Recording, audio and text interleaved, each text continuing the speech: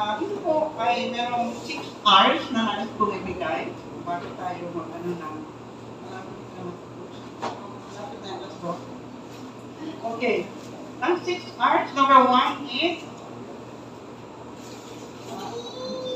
nakalagay ito, rethink. Pag-iisipin mo mabuti, bakit ka nakapasok sa problema na to? Rethink. Clarify mo sa iyong isip bakit dumating yung problema.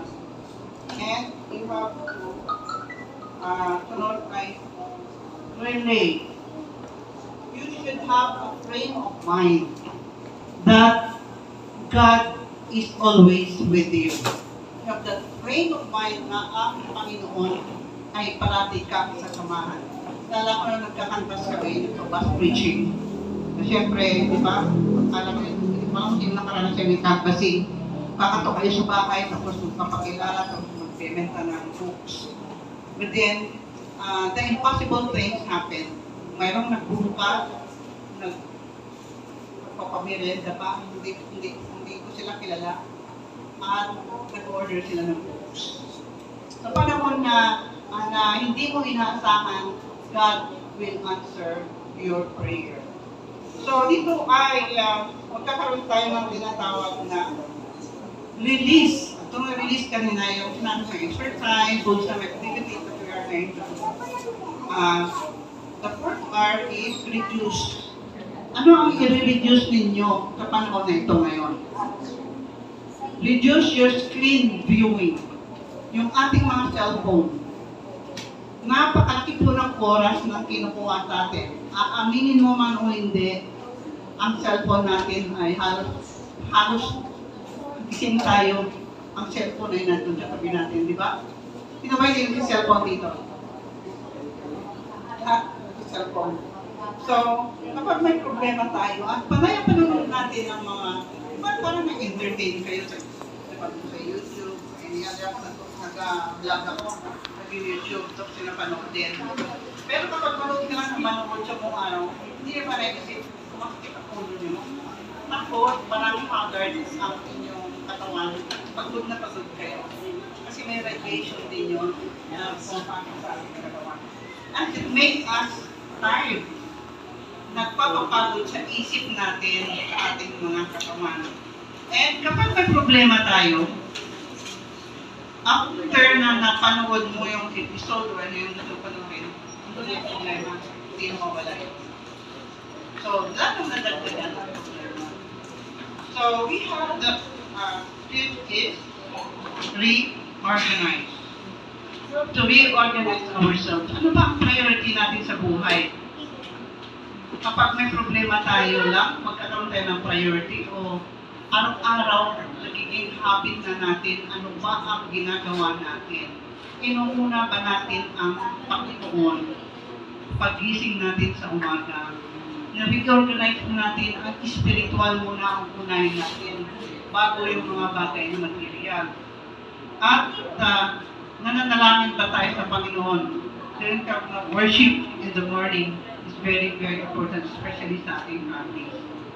Ito yung sinasabi doon sa determinant. When you are sitting on your house, tell your children about God.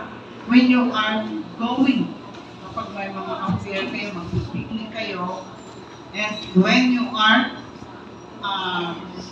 sleeping,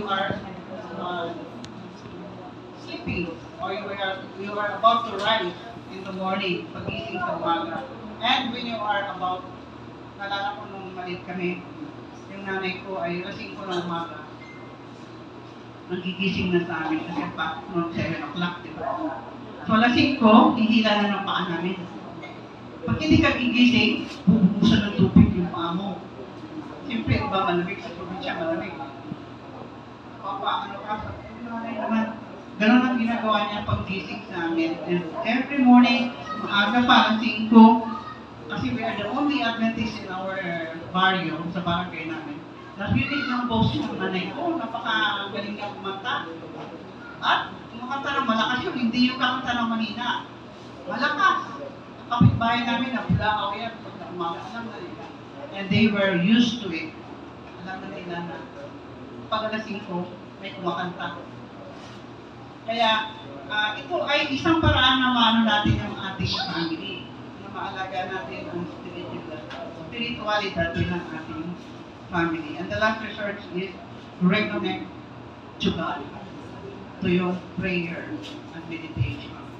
So you should always have prayer, personal meditation together with God, and makita natin yung kapayapaan ng isip natin, nakasama natin ang Panginoon. Amen? Amen! Hallelujah. Okay. So, ito yung huling ikikwento ko sa inyo, isang totoong nangyari sa ibang bansa. Sa isang panahon, sa isang Sabado, ay mayroong isang pagpupulong sa lugar na yon. At habang sila ay masayang nag-aawitan na nagpupulong, biglang pumasok ang sundalo sa kanilang simbahan. At hindi lang isa, marami. Sa kanilang pagpasok ay kanilang inutos, tumigil na kayo sa inyong pagsamba. And ang lahat ng mga Bible ninyo ilalagay dito sa lametang ito bago kayo lumabas. At syempre dahil tukod sila, may baril, may mga armalite, ay nilagay lahat nila ang Bible sa isa. Ito ang panikwento ko sa inyo. Pero kung naikwento na ay pakabutin. So habang nilalagay ang mga Bible sa isang tabi, isa-isa silang pinalabas. At sinabi ng commander, lahat na lalabas, tuduraan nyo ang Bible. Mga Bible na nandiyan sa tabi. Lumabas ang kabataan. Dahil natakot siya mamatay, pinuya din naman. Lumabas ang diakono, diakonesa, elder, mga leader ng iglesia.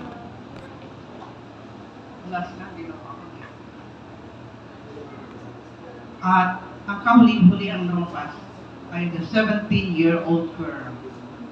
Siya ay nakasuot ng mahabang manggas na puti ang damit. At sa kanyang paglabas, ay kanyang ipinahid ang kanyang long sleeve doon sa mga dura na nakalagay sa Bible at siya ay sumigaw. Kahit ako ay mamamatay sa oras na ito, hindi ko gagawin. Itong banal na kasulatan, ito lamang ang nag-connect sa aking Diyos. Kaya sabi niya, hindi ko kaya ang inyong ginagawa. At sa oras din iyon, siya ay pinaril at namatay. Isang malungkot na ending para sa isang kabataang babae, 17-year-old. Pero pagkalipas ng ilang panahon, ang lugar na yon kung saan namatay ang bata nito ay nagkaroon ng isang malaking iglesia. Kung saan ang nagpatotoo ang mga members